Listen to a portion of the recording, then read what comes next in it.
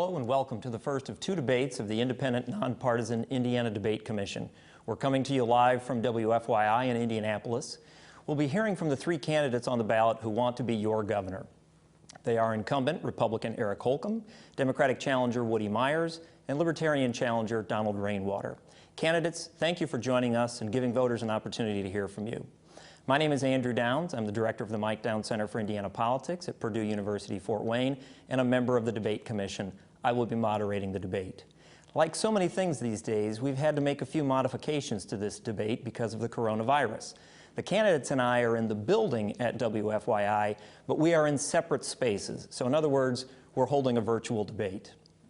People from around the state submitted hundreds of questions covering more than 90 topics to the Indiana Debate Commission. The questions for tonight reflect some of the topics covered most frequently. None of the questions or the topics have been shared in advance with any candidate. Candidates will be given 1 minute to make an opening statement. After that, questions will be asked of all three candidates. Each candidate will have 1 minute to respond. Candidates may request an opportunity for a 30-second rebuttal. The order for answering questions will rotate. If a candidate exceeds the time limit, the rules state that I shall interrupt and remind everyone of the agreed-upon time limits. The order in which the candidates will answer the questions was determined by a drawing conducted by the Debate Commission. And now for the opening statements. We'll be hearing from Woody Myers first. You have 1 minute.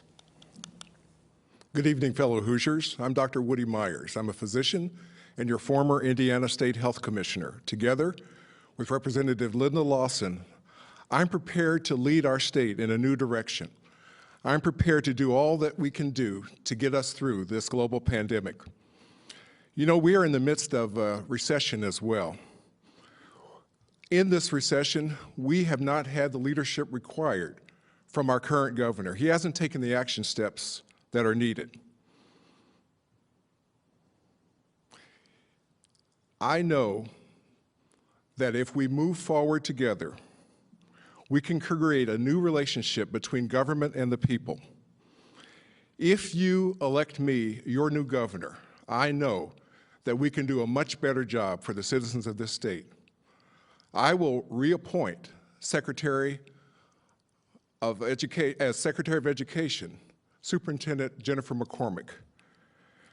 She has been and will continue to be an outstanding leader for our state. Thank you, Dr. Myers. Next, we will hear from Governor Eric Holcomb. You have 1 minute. Good evening, Hoosiers, and thank you, Andrew, and thank you to the Indiana Debate Commission for making all the adjustments necessary to make sure the show would go on and we could have this after-dinner conversation. I also want to thank every Hoosier that is watching tonight, and even the Hoosiers that aren't watching, because it is they who helped us create such positive forward momentum over the last 4 years. We created momentum and job creation and all-time high wages through the Indiana Economic Development Corporation, capital investment. We made sure infant mortality rates were finally going down and adoptions were going up. We made historic investments in our K through 12 education space and in our infrastructure space.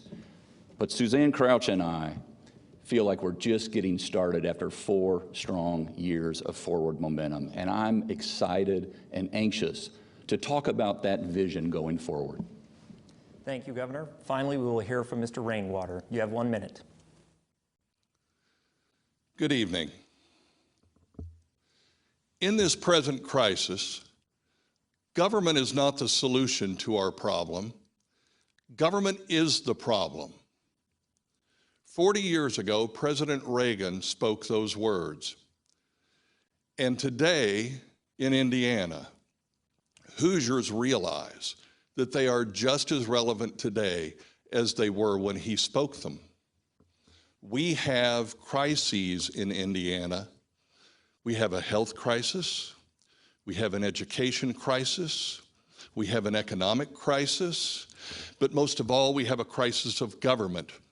We have a government that wants to tell us what to do, not give us the information we need to make the choices in our lives. We live in a constitutional republic where we should tell government what we want, not the other way around. Thank you, Mr. Rainwater. It shouldn't come as a surprise to anyone that education was one of the most popular topics, and it also probably won't surprise anyone that many of the questions dealt with teacher pay. The first question, a teacher from Jeffersonville asked, "I'm a proud resident of Jeffersonville and a teacher of 10 years. I look forward to the day I get to send my twin boys, now 2 years old, to the public schools in my city. However, I continue to work and teach in Kentucky because of the superior pay, benefits, and retirement, and I'm not alone. What can each candidate do to encourage teachers like myself and so many others to come to work in our communities and better support those who already teach here?" We'll be hearing first from Dr. Myers. You have 1 minute. First of all, we can listen to the teachers who've told us now for many years that their pay is substandard. We've known for over 15 years that Indiana teacher pay has been well below that of other states, and we haven't done anything close to what's required in order to get us back to where we were. Indiana can raise teacher salaries by prioritizing the education in the next budget, and I will do so as your next governor. It is clear to me that unless we do that, we're going to continue to lose teachers to Kentucky, to Illinois, to Ohio, and from the profession altogether. We can stop wasting money as well on entities like Indiana Virtual Schools, where approximately $70 million was wasted because no one was paying attention to the expenditures. And now there's a criminal investigation underway. We can do so much better for our teachers in our state. Thank you, Dr. Myers. Next, we'll be hearing from Governor Holcomb. You have 1 minute. I appreciate the question, and we are hard at work at this. Indiana rightly prioritizes our public school education.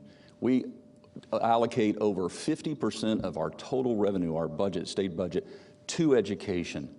Now, that doesn't mean that we're there yet. The good news is, since Suzanne and I were sworn in, we've already increased K-12 funding $1.6 billion. We paid off local liabilities to the tune of $150 million so that money could get to teacher paychecks. We worked with school superintendents and principals, and they said they heard us and they would get it to teacher paychecks. They were true to their word, and they did. We also created a teacher pay compensation commission that looks at how are we going to sustainably increase teacher pay so that we get up to a competitive level, meaning up to $60,000 for the average teacher and $40,000 for the average teacher who's just beginning. Thank you, Governor. And finally, Mr. Rainwater, you have 1 minute. Thank you. So first of all, we need to realize that one of the problems that we have here in Indiana is that we have over-politicized education, and we are spending way too much time talking about how big government can provide education and pay teachers. What we really need to do is get our education system decentralized and get control back to the parents, the teachers in the classroom, the local school boards and school districts who are able then to take the money that is allocated for education instead of it being spent on big bureaucracy here at the State House. That will be the first step to getting teacher pay up where it should be and getting education back into the classroom where it belongs instead of a political tool used by big government. Thank you, Mr. Rainwater. Dr. Myers has requested a rebuttal. Remember, rebuttals are 30 seconds. You know, we've starved teachers for over 15 years in Indiana, and now in the last session, we gave them a 2.7% raise, while the charters and vouchers programs got 25%. It's like giving a sandwich to a starving person. After 15 years, it tastes good, but it certainly doesn't do the job. It doesn't get us back anywhere close to where we need to be. Thank you, Dr. Myers. Our second question, several questions, of course, dealt with funding for schools in general. Currently, funding for K-12 education is spread across traditional public schools, charter schools, online options, and vouchers. What do you think is an appropriate distribution of funds for K-12 education in Indiana? This time we'll be hearing from Governor Holcomb first. You have 1 minute. Yeah, as I mentioned at the outset, our number one priority in the state of Indiana is to make sure that we're adequately and appropriately funding our public school system. We are doing that. We need to do more in terms of teacher pay. We also, every budget session, deal with the foundational dollars, where we start, the complexity index, the honor diplomas, the CTE funding, et cetera, et cetera. And that's what will occur in January as we go forward. Now, we made historic progress, but I'm so excited about continuing to make sure that parents have the option to best determine where their student goes. By the way, charter schools, mostly in the state of Indiana, are public charter schools. That's of special note, meaning that parents get to decide. They, after all, are paying the taxes, and we need to make sure that those revenue sources are intact so that we can appropriately fund our school systems. Thank you, Governor. Next up, Mr. Rainwater, you have 1 minute. Thank you. So first of all, let me say that what we need to do in Indiana is make sure that when money is allocated for the education of a child, that money follows that child. It doesn't matter what educational opportunity, whether it's public school, private school, charter schools, online schools, or any innovations in education in the future. We need to understand and remember that here again, this isn't about who's funding what where. It's about getting a child educated with the best possible opportunity for them as an individual, because every child is unique.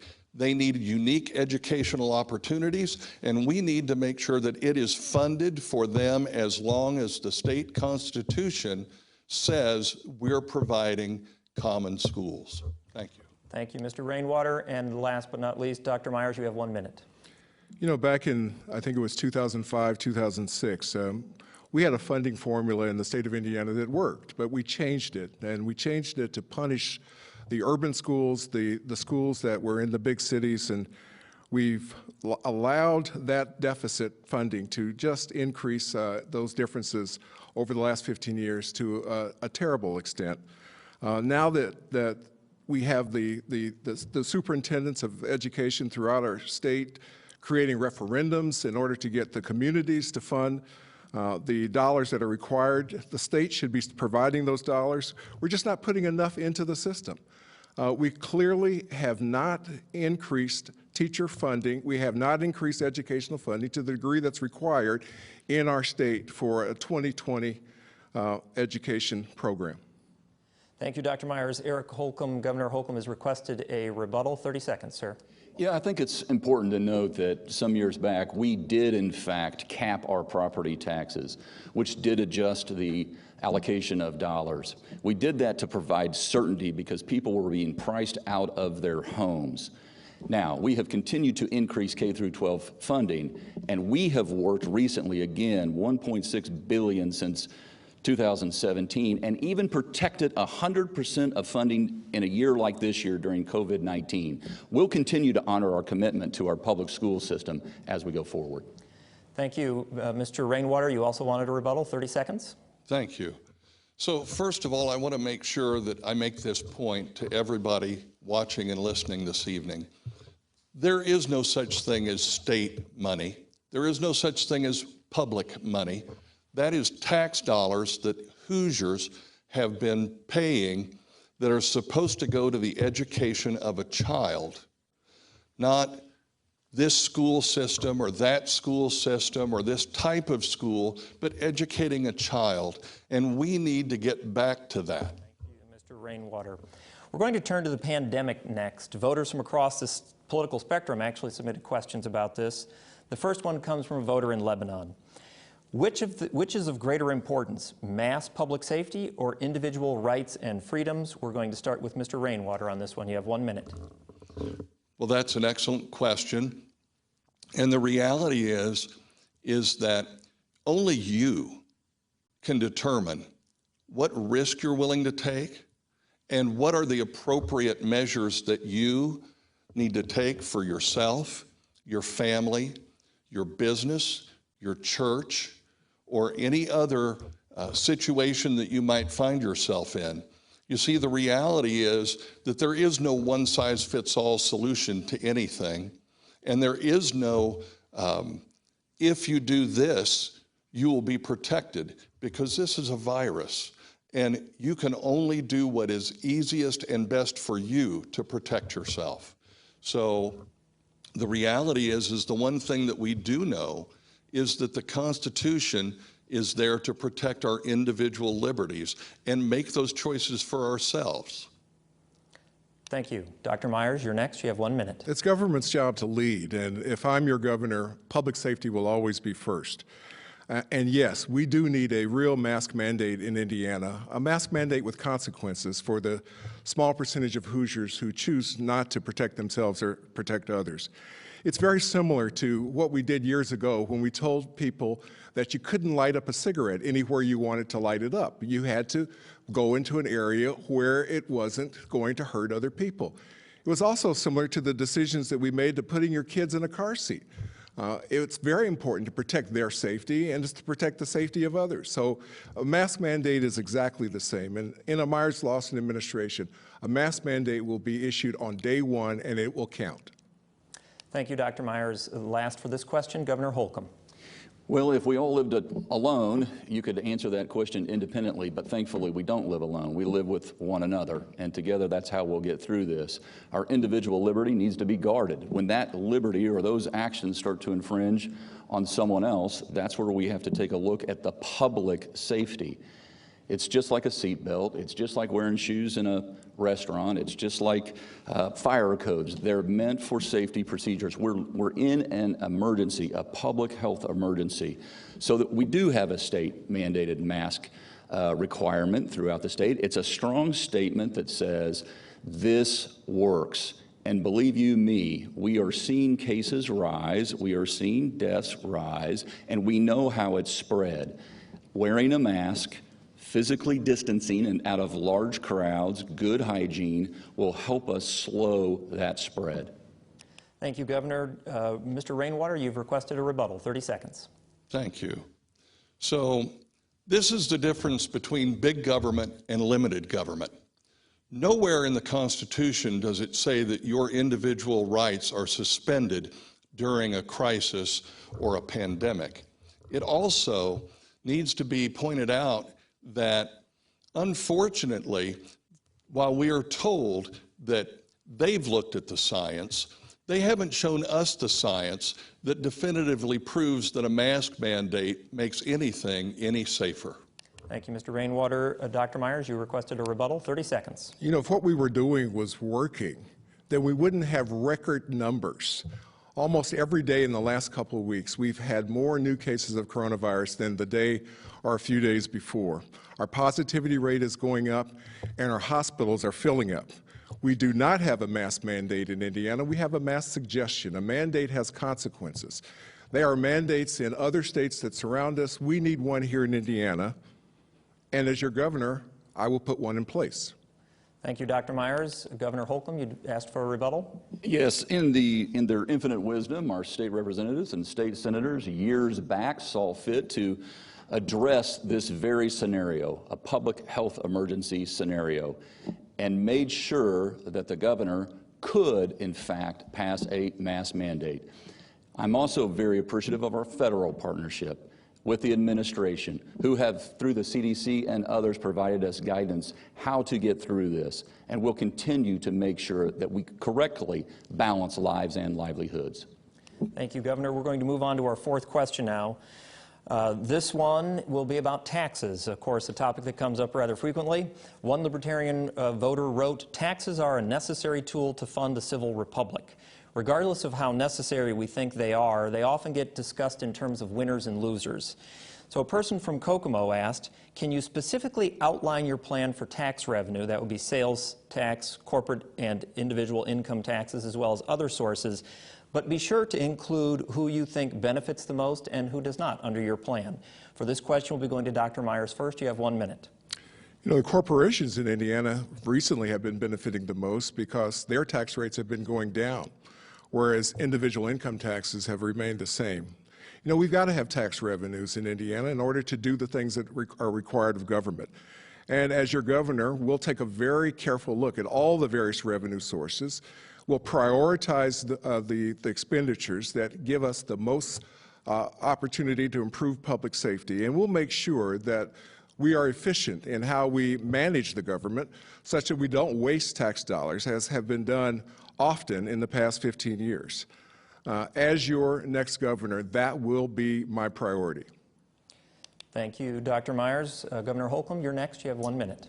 Well, that's the beauty of our system. This is every year we come to the General Assembly and your elected state representatives and your state senators and the governor have this discussion about where dollars will be allocated, usually during this upcoming session, the long session, the budget session in January.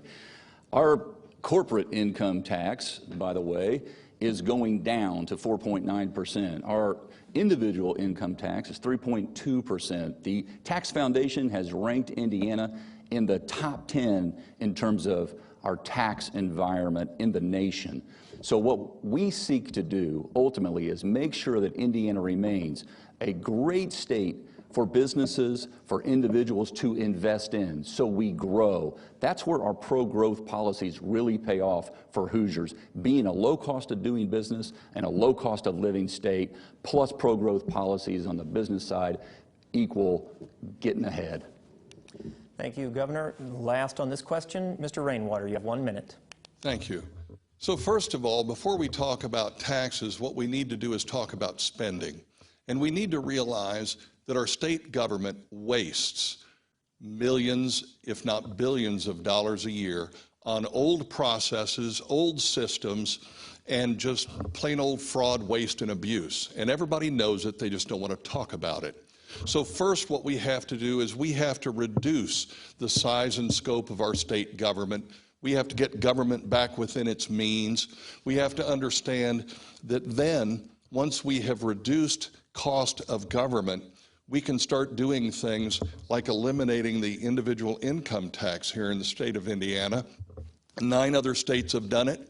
I believe that we need to do it. We can eliminate the personal property tax on your primary residence so the government can never take your home because you're on a fixed income and can't afford to pay property taxes. Thank you.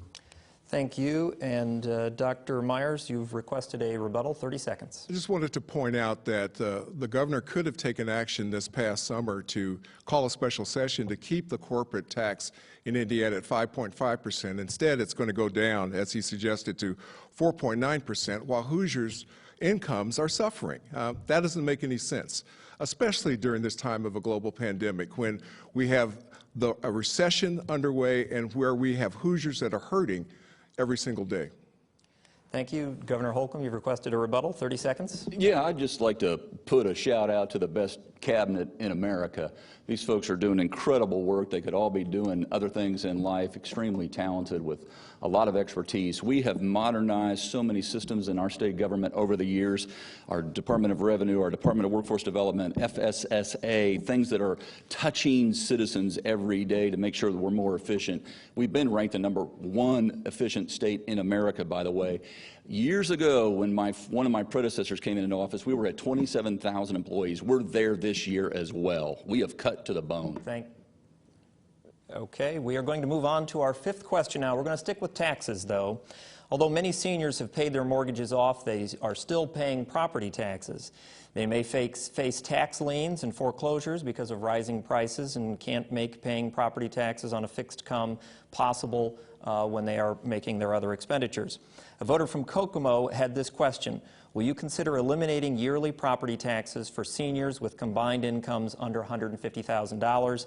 And we will be starting with Governor Holcomb on this one. You have 1 minute. Well, years ago, under the Daniels administration, as I alluded to earlier and mentioned, we permanently in the Constitution capped property taxes for this very reason. We did 1, 2, 3. For individuals, we capped it at 1%. For farms, ag property, 2%. For businesses, 3%. For this very reason. And we just most recently, for veterans, made sure that we exempted their pensions from state income tax, again for this very reason. Over the years, we've cut taxes 19 different times: property taxes, income taxes, corporate and individual. The question then remains, how do you replace the revenue if you eliminate some taxes? Are you going to eliminate your public safety? Are you going to eliminate school funding? Are you going to eliminate libraries and parks, Medicaid recipients, et cetera? So It's easy to talk about doing away with something, but you need to have a plan to replace it, or citizens will suffer. Thank you, Governor. We move to Mr. Rainwater next. You have 1 minute. Well, perhaps Governor Holcomb has forgotten that the 1% cap is on your assessed value and that they can come out and reassess your property every year, which means your taxes still go up. And seniors are suffering because of that. I realize that. One of the things that I have suggested as a possible alternative to personal property tax on your primary residence is converting that to a 7% sales tax due at the time of closing on your property. That would be a plan that would actually get people out of asset forfeiture and still provide some funding under property tax dollars to the programs that need to be funded. Moreover, I just think it's very important that we realize that, Hoosiers need their money before the state needs it, and there's plenty of things that can be cut as far as corporate welfare that have nothing to do with basic services. Thank you. Thank you, Mr. Rainwater. And last on this question, Dr. Myers. There are Hoosiers, especially seniors, who are suffering and who can't make their tax bills, and we should help them. I'm hoping that the federal government will come to its senses and provide additional relief as a part of its effort to help make state and local governments whole as a part of this pandemic response. In the interim, we can become more efficient. We can reduce the number of entities that the state manages, becoming far more efficient. And if elected your governor, I'm going to go through our state budget with a fine-tooth comb with the budget agency, with the Board of Accounts, and we're going to find all of those programs that may have been a good idea 10 years ago, but today just don't make sense during a global pandemic, during a public health emergency. And we're going to push the pause button, or we're going to push the stop button, so that we get the money that we need in order to provide for public safety, provide for the needs of people, because in my campaign, our motto is people over politics. Thank you, Dr. Myers. Governor Holcomb, you've requested a rebuttal. That's 30 seconds. Yeah, just a quick note to, again, point out that U.S. News and World Report ranked the state of Indiana the #1 state in the country in terms of efficiency and transparency. So the good news is we've been at this, rooting out and wringing out fraud, waste, and abuse. Going on plus 15 years, 16 years, and we'll never stop. That's why we do modernize all of our systems to make it more customer-friendly, that interface for those essential services that government is required to deliver. Thank you very much. Mr. Rainwater, you've requested a rebuttal. 30 seconds. Thank you. I just want to remind all of the Hoosiers that are watching this evening that it doesn't matter what U.S. News and World Report or anybody else ranks Indiana in any category. What matters is how you feel about how your life has been either better or worse over the last 4 years. It doesn't matter who has endorsed a candidate. It matters what you think and how you feel and how your life is better or worse today. Thank you. Mr. Rainwater, and Dr. Myers has also requested a rebuttal. 30 seconds. I just want to point out to all of those Hoosiers who've been on hold for days and hours to try to get information about their unemployment benefits that the modernization that my opponent talked about just hasn't reached the Indiana Department of Workforce Development, because anyone and everyone who has assessed that agency will tell you things are just not working there the way that they need to for Hoosiers. The customer service there has been abysmal. And even with adding folks to the roles, we're still not where we need to be. Thank you, Dr. Myers. We're going to move on to our 6th question now. We're going to tie together economic development and the environment, because a number of people who submitted questions did. More specifically, there were actually several questions from Cass County about the Wall Sustainable Products Project, which critics allege poses a significant environmental threat. How will your administration balance economic development with protecting the environment and health of Hoosiers? We will start this question with Mr. Rainwater. You have 1 minute. Thank you. So, first of all, let me say that nowhere in the state constitution does it give the governor the title of economic developer-in-chief. The reality is that it is not government's responsibility or job to create economic development or create jobs. what government's job is to protect your individual rights in person and in property, which means government must make certain that we have minimal regulations that protect people's property rights from pollution, from unnecessary use of eminent domain, and ensure that people understand that government will make sure that we put people in front of corporations. Thank you, Mr. Rainwater. Dr. Myers, you're next. You have 1 minute. The question was with respect to the WSP plant. I've looked at the data that's available today with respect to that, and I've come out against it because there's just not enough safety information to give me the confidence that we need in order to create such a major a factory that could put toxins in the atmosphere and that could hurt people. And there's been insufficient public input into the process thus far. So unless the information gets a lot better than I've seen so far, that's a plant that's going to be put on hold. Thank you, Dr. Myers. And last on this question, Governor Holcomb. Yeah, we do this every day. Actually, the governor of the state of Indiana chairs the Indiana Economic Development Corporation's board, a 15-member board, designed to work with the private sector to encourage investment in the state of Indiana. We also work with our partners at the Indiana Department of Environmental Management to make sure that there is a permit process underway, to make sure there is public input periods, so that all viewpoints are considered and we make determinations based on fact. I will tell you this, it is working.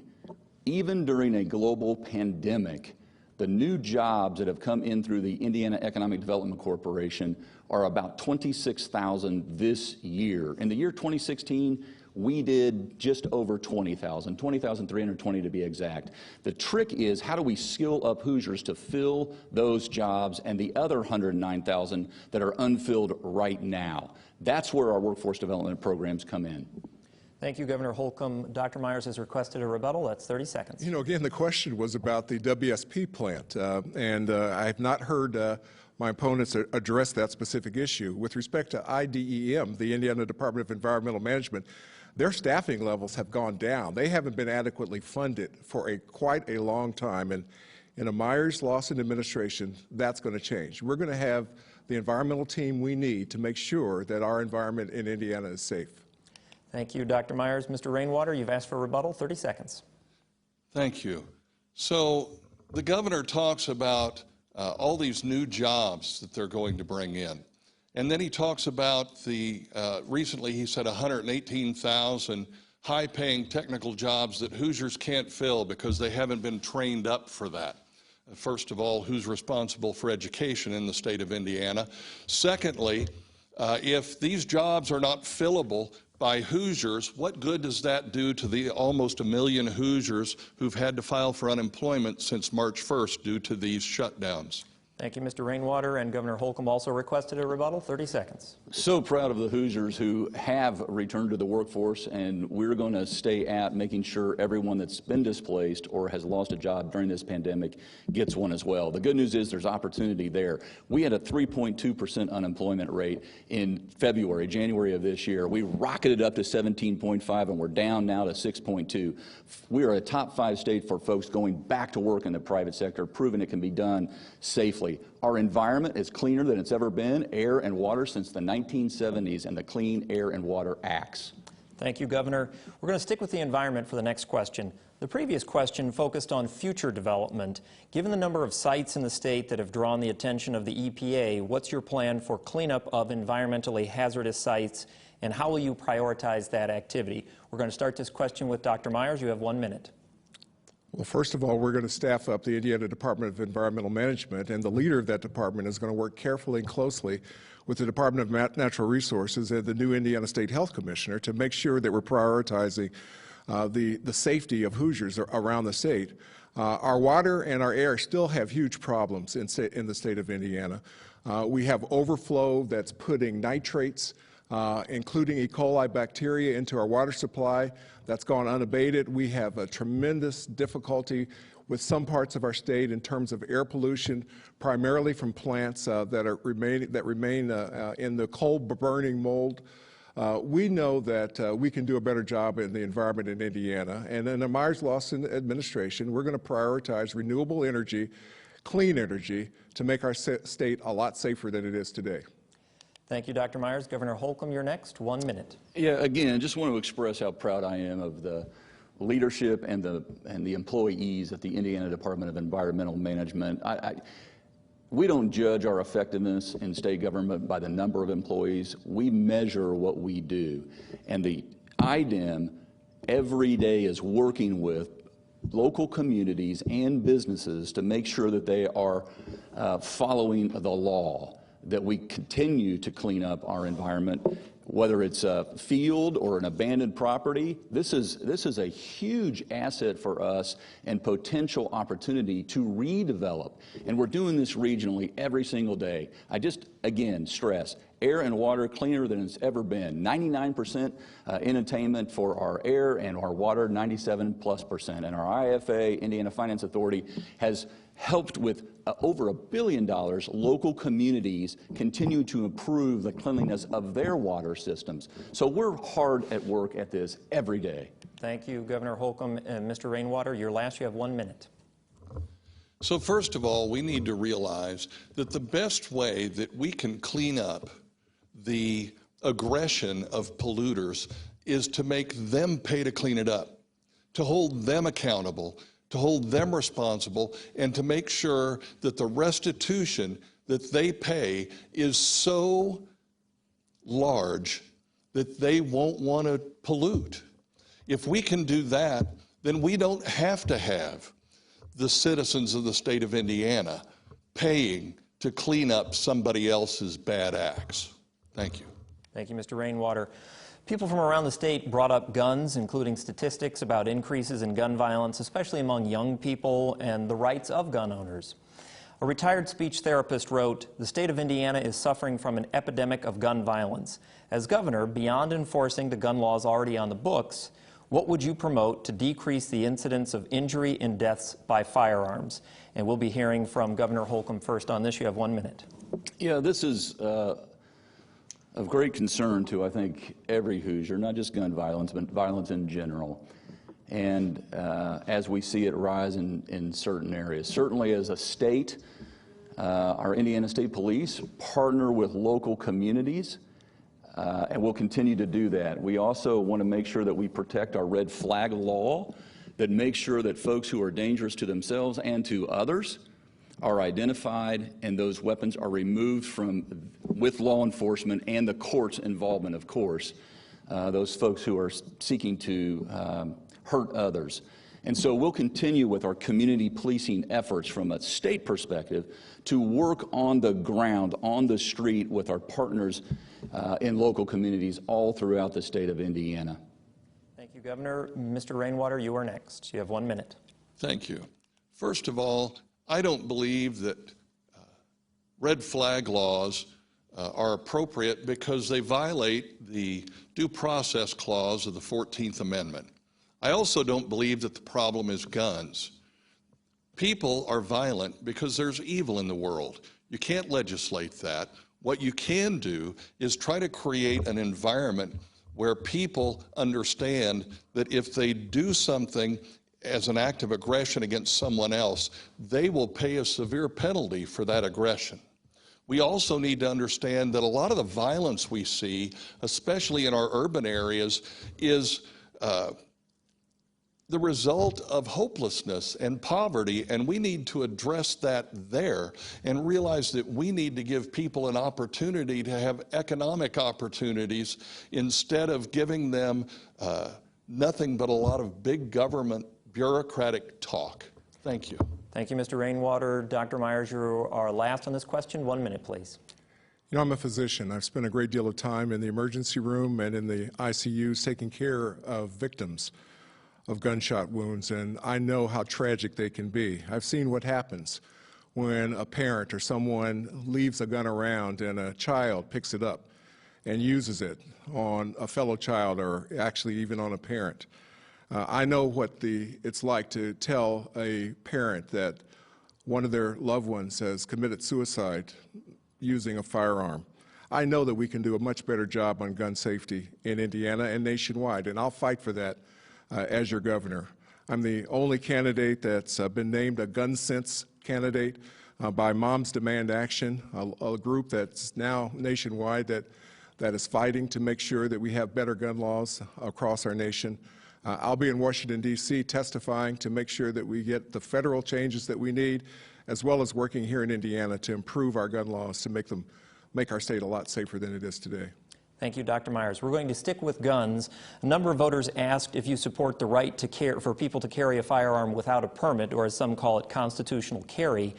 Whether you do or not, why do you think this has not been accomplished, given that the Republicans control the General Assembly and the governor's office for the last several years? For this question, we'll be starting with Mr. Rainwater. You have 1 minute. First of all, I absolutely support constitutional carry in the state of Indiana, and I will work with the General Assembly to ensure that we get constitutional carry passed in 2021. Our Second Amendment rights are very, very crucial in ensuring that we as citizens can protect all of our other rights. Without that, we don't have a chance against big government or anybody else who wants to aggress against us. I believe that what we need to do is understand that some issues have been used to keep voters on the hook from election to election, and I believe constitutional carry is one of them. So we need to get that done and quit using it as a political ploy to win votes. Thank you. Thank you, Mr. Rainwater. Next is Dr. Myers. You have 1 minute. No, I don't support moving forward with constitutional carry. You know, the Second Amendment is going to survive just fine without more individuals carrying more weapons around, brandishing them, and scaring many members of the public. I just don't support it. I do support increased background checks, electronic background checks, to make sure that everyone who is able to purchase a weapon does so with a clean record. And I support us closing the loophole for gun shows that allow private sales to occur without those background checks taking place. We've got to understand that guns kill people. In order for us to get our arms better, much better around this problem, we've got to change what we're doing today. If we keep doing what we're doing now, we're going to keep the same results. Thank you, Dr. Myers. Governor Holcomb, you have the last answer on this question. 1 minute. Yeah, for years and years, the General Assembly, as long as I can remember going back, has cherished our Second Amendment, and will continue to. Now, what we have to make sure of is that we don't hamstring our law enforcement officials when they could prevent tragic circumstances, and we know those occur. It's just reality. We have made it easy, in fact, free to obtain a 5-year gun permit in the state of Indiana. So that's not a cost consideration for those who want to own a gun for protection or for hunting, etc. So we'll continue to cherish the Second Amendment, and I don't want to do anything that would put law enforcement in a more dangerous situation. Thank you, Governor. Mr. Rainwater, you've requested a rebuttal. That's 30 seconds, please. Yes. First of all, I've spoken to several law enforcement officers. My grandfather was one. My father was one when he was in his 20s. And they're all trained to expect that everyone that they encounter is carrying a firearm. And I just want to say that concealed carry or open carry, neither one is brandishing, and that brandishing is against the law, and we know this, and there's no reason to create fear for people where there is none. Thank you. Thank you, Mr. Rainwater. Governor Holcomb, you've requested a rebuttal. 30 seconds. Yeah, I agree that our law enforcement is trained when they do confront. I'm talking about before the fact, not after. Thank you. That was very brief. The next question is going to actually go to the issue of public health, and more specifically about the governor's powers. There were several people who, when reflecting on the way the state handled the public health crisis, believed that the governor had sweeping powers and that Indiana's political system maybe was a bit out of balance. However, political scientists point out that Indiana's governor actually ranks as sort of a moderate position in terms of the amount of power when compared to all the other governors. We've received questions from Fortville to Fort Wayne asking about the powers of government. It has been 7 months since a health emergency was declared. Under what circumstances should a special session of the General Assembly be called? Should one have been called by now? And we will be starting this question with Dr. Myers. You have 1 minute. Yes, we should have had a special session way back at the beginning of the pandemic, and I called for one back when the pandemic began. The governor has powers that he or she can use in order to protect the public in Indiana law today. And yes, you can challenge those powers in the court, but the first thing to do is to protect the public safety. I'd leave the court battles for later. Let's do what we can do right now to protect our citizens from this virus until we have a safe and effective vaccine. And that's going to be a little bit longer. I'm going to wait until a Biden-Harris administration appoints a new director of the CDC and FDA, and that'll be very soon, in order to hear from them about the vaccines that are being evaluated. And when they are approved, I'm going to make sure that they're distributed effectively and safely throughout the state of Indiana. And then we can begin to consider relaxing some of the requirements that I will put in place immediately. Thank you, Dr. Myers. Governor Holcomb, you're next. You have 1 minute. Well, the constitutional question is not really a question at all. It has been floated and threatened, et cetera, but it passes constitutional muster. The governor does have the authority. Again, it was granted to the governor of the state of Indiana by the General Assembly, again, in their infinite wisdom. I look forward to sitting down with members of the General Assembly come January if I return, and addressing any concerns that they may have. I was in constant communication, despite what's been alluded to, with legislative leaders and members throughout the last 8 months, as a matter of fact. And we soon will learn how they, in fact, will meet 8 months into this come January. And so I look forward to accommodating their wishes and entertaining their thoughts on how we can improve this. This is an extraordinary time, and we've had to take extraordinary measures, again, all constitutional. Thank you, Governor. Mr. Rainwater, you have the last answer on this question. You have 1 minute. Thank you. First of all, the members of the General Assembly are human beings. They don't have infinite wisdom.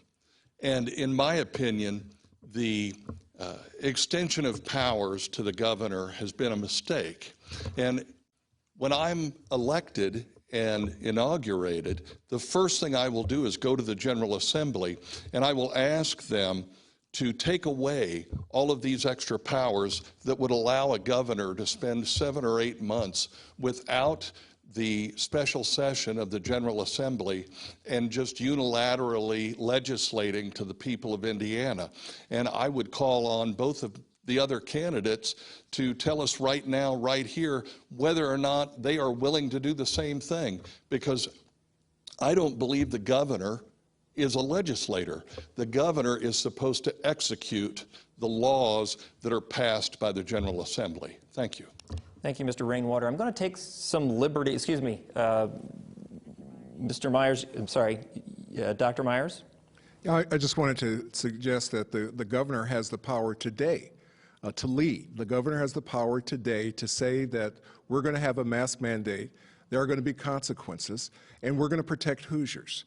And on the first day of the General Assembly, I'm going to make that point very clear, probably to a General Assembly that is tucked away in their offices or at home, hopefully, in order to protect themselves and to protect their staffs, because in January, when the legislature comes into session, we're not going to be out of the woods with respect to this pandemic. Thank you, Dr. Myers. One of the challenges of us being spread around the building is it's a little hard for me to know exactly who's requested rebuttals, and I apologize to Dr. Myers for that. Dr. Holcomb, Governor Holcomb, are you asking for a rebuttal as well? Please. Please take one, 30 seconds. Yeah, Thank you. I'm surrounded by doctors all day long. I've even called myself a doctor every once in a while. Look, I'll sit down with the members of the General Assembly, should I return in January, and we'll address this. And there are 150 legislators in the building, and every single one of them's opinion and approach matters. And so we'll address this and a whole lot of other issues, not hypotheticals, but as they come January. Thank you. We are going to move, I believe it's to our next to last question probably, given how long the answers have been running. This one, I'm going to take some liberties and actually mash together a couple of questions, one from an iron worker and one from a data analyst. Some businesses throughout the state are struggling. How will you help them reopen, and how will you help small businesses in general grow? We're going to start this answer with Governor Holcomb. You have 1 minute. Yeah, this is a strength for the state of Indiana, and I don't want to sugarcoat it or overlook the struggling businesses that are out there due to COVID-19. We did take $30 million of the CARES Act dollars and devote it to small businesses all over the state of Indiana. We did take $200 million and make sure that we created a PPE marketplace so businesses could reopen safely. There was $9 billion that came from our federal partners, the federal government, in the PPP program, over 83,000 forgivable loans that small businesses, many of which obviously took part of. Again, what we don't want to do is give up our high ground. We've been ranked #1 in terms of small business friendliness and for entrepreneurship in the Midwest, and a top-ranked state in the country. So we have the environment and the ecosystem to grow. What we have to do is make sure that we're continuing to help build a bridge to the other side of COVID-19. Thank you, Governor. Mr. Rainwater, you're next. You have 1 minute. Thank you. First of all, COVID-19 didn't close any small businesses. Executive orders did. And unfortunately, executive orders did that said that some small businesses were essential and some were not. That some businesses provide the necessities of life and some don't. Unfortunately, every Hoosier is essential, and every small business, every business of every size, provides the necessities of life to the people who depend on it for their living so that they can pay their bills and feed their kids and make sure that they pay their mortgage. Unfortunately, that didn't matter for the last 10 months, but what we have to do is we have to reinvigorate small business by giving them their money back and letting them invest their money instead of expecting government to take money and then do what they want to with it. Thank you. Thank you, Mr. Rainwater. And Dr. Myers, you have the last answer on this question. 1 minute, please. You know, the COVID-19 has truly devastated a number of small businesses. There's no doubt about that whatsoever. And as governor, I will do absolutely everything to re-energize small business leadership in the state of Indiana by helping those with the entrepreneurial spirit cut through government red tape and get their businesses started. With the help perhaps of small business navigators, especially for the veteran-owned businesses and the women, minority-owned businesses that have had such a hard time moving forward here in our state. I'm going to change that in my administration with Lieutenant Governor Lawson.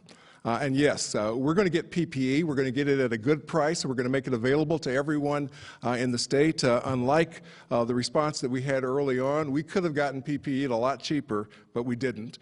And so that's going to change as well. We're going to do the things that are going to help our state to be efficient and effective in its leadership role with respect to all businesses, but especially the small businesses, which are the engine of growth for any state, including Indiana. Thank you, Dr. Myers. There was somebody who asked for a rebuttal. I'm sorry, I wasn't sure who it was. Governor, if you would please, 30 seconds. Yes, I'll be brief. If you rewind the tape and go back to late March, we basically did have to shut down some of Indiana so we didn't overwhelm our healthcare system because of the very fact that every Hoosier is essential. We did that, and we were very methodical about it, and that was basically the month of April. We never shut down the state of Indiana. Now, some businesses have suffered because of COVID-19 to this day. Thank you very much. We are going to move to our final question, and everybody will have about 30, maybe 35 seconds to answer this question. This question comes from a libertarian in Brownsburg. What do you believe is the fundamental role of government, and if elected, how do you plan to fulfill that role? First, we'll be hearing from Governor Holcomb. Yeah, we are, as governor, charged with overseeing all the very agencies that interact with citizens on a hourly, minute-by-minute basis. And fortunately, the state of Indiana over the last 16 years has enjoyed a lot of certainty and predictability and continuity in terms of our not just hope for the future, but our growth. We see that when it comes to our economy, we see that when it comes to our families, and we see that when it comes to our communities. We'll continue to focus on just that. Thank you, Governor. Mr. Rainwater, you have 30 seconds. So, in the Declaration of Independence, Thomas Jefferson said, to secure these rights, governments are instituted among men. He didn't say to do economic development or to protect you from yourself or to protect you from a virus. He said to secure these rights. And I believe that it is government's responsibility to secure your individual rights and not infringe on them and use a crisis as an excuse. So that is, to me, the function of government. Thank you very much, Mr. Rainwater. And Dr. Myers, you have 30 seconds. You know, the Declaration of Independence also said that we should be able to pursue life, liberty, and happiness, and not every Hoosier is able to do that. You know, the question was, what should government, what should the governor do? How should we lead? How should government move forward? I'm going to appoint terrific leaders to our state agencies to get the job done. And if I wasn't clear at the beginning, I plan to reappoint Secretary Jennifer McCormick. Dr. McCormick has done a terrific job. She knows that we can do better in education in Indiana, and she'll be one of the first people that I'll sit down with to make this state better. Thank you, Dr. Myers. Gentlemen, thank you for being here to share your views on these important issues, and thank you to everyone who's watching or listening to this debate conducted by the Indiana Debate Commission. You can hear more from these candidates on Tuesday, October 27th, when they debate here again at WFYI. We want to thank WFYI for producing and hosting this debate, as well as our numerous affiliates and supporters, but especially our major sponsors this year, AARP Indiana and the Indiana Broadcasters Association. Early voting is underway, and Election Day is Tuesday, November 3rd. Please be sure to vote and let your voice be heard. I'm Andrew Downs, and on behalf of the Indiana Debate Commission, good night.